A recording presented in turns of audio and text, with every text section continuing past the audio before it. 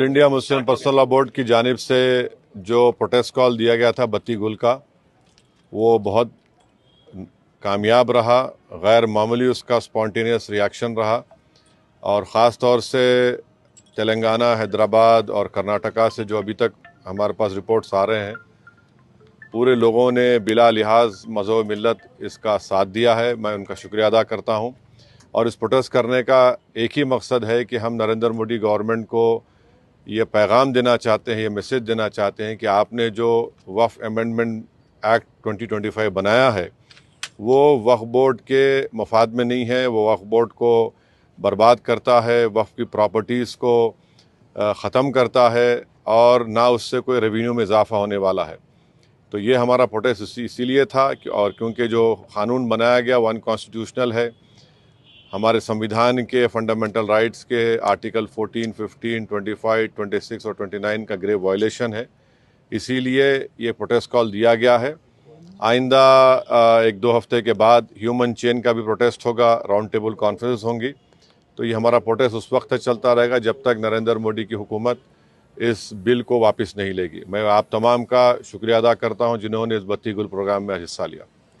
जिस तरह के बत्ती गुल कार्यक्रम या प्रोग्राम की जब बात करते हैं तो आपको क्या लगता है कि इस तरह के प्रोग्राम से क्या संदेश या क्या असर हो सकता है? नहीं, ये देखिए, ये स्पॉन्टेनियसली जनता ने 15 मिनट के लिए अपने घर की लाइट को बंद किया, अपने कमर्शियल इस्टेब्लिशमेंट्स की लाइट को बंद किया और एक मैसेज हम देना चाह रहे हैं प्रधानमंत्री नरेंद्र मोदी को कि आपने जो कानून बनाया वो अनकॉन्स्टिट्यूशनल है, वो ब्लैक लॉ है, वो वक्फ प्रॉपर्टीज़ को बचाने के लिए नहीं, वक्फ प्रॉपर्टीज़ को बर्बाद करने के लिए। और एक ऐसा एक्ट आपने बनाया जो भारत के मुसलमानों की मस्जिदों को, कब्रस्तानों को, वक्फ की प्रॉपर्टीज़ को उनसे छीनने का एक एक्ट बनाया आपने।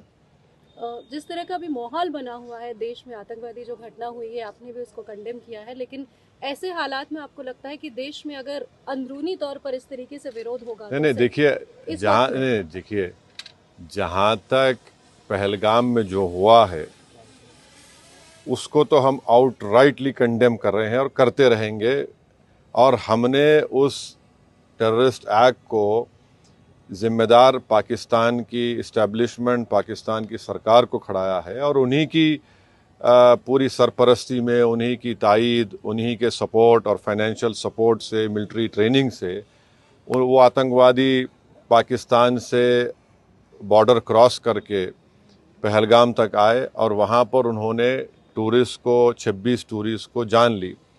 और सबसे अफसोसनाक और सबसे तकलीफ़देह बात यह है कि उन्होंने उनकी फैमिलीज़ के सामने ख़वातीन को, महिलाओं को, बच्चों को अलग किया और मर्द लोगों को एक जगह खड़ा करके उनका रिलीजन पूछकर, जो हिंदू थे, उनको गोली मारी। तो वो तो कंडेमनेबल है, उस पर कोई डिस्कशन होने की ज़रूरत भी नहीं है।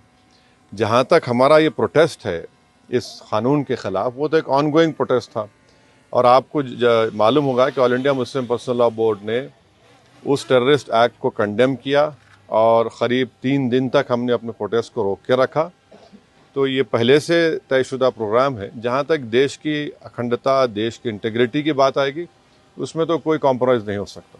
सर, आज की सबसे बड़ी खबर cash census, national cash census, इस पर आपका क्या कहना है? आपने धन्यवाद भी दिया है, एक तरफ क्रेडिट लेने की बात हो रही है, एक तरफ बीजेपी कह रही है कि तो मैं आपसे रिक्वेस्ट करूँ, कल सुबह बात करेंगे ना, अपन आराम से बात करेंगे।